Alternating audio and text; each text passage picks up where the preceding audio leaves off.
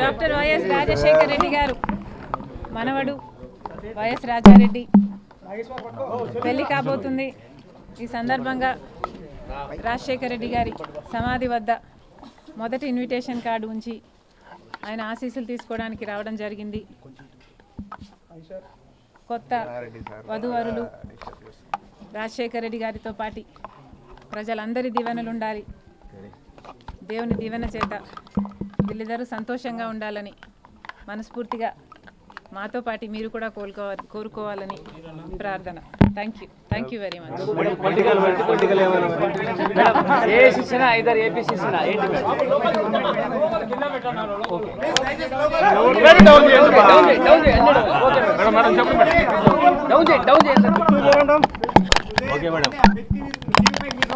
కాంగ్రెస్ పార్టీతో కలిసి పని చేయాలి అని ఇదివరకే నిర్ణయించుకున్నాం. తెలంగాణలో కాంగ్రెస్ పార్టీకి మద్దతు ఇవ్వడం జరిగింది.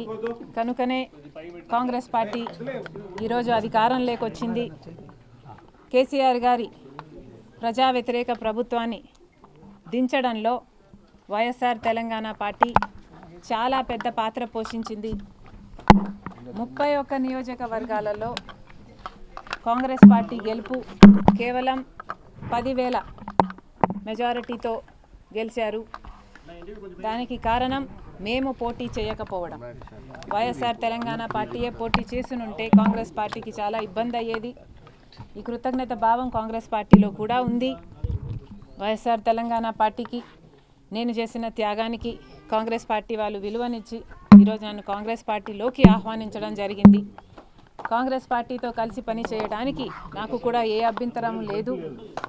ఎందుకంటే ఈరోజు కాంగ్రెస్ పార్టీనే మన దేశంలో అతిపెద్ద సెక్యులర్ పార్టీ, ప్రతి ఒక్కరికి భద్రతనిచ్చే పార్టీ కాంగ్రెస్ పార్టీ. కనుక కాంగ్రెస్ పార్టీని బలపరచాలని మేము నిర్ణయించుకున్నాం.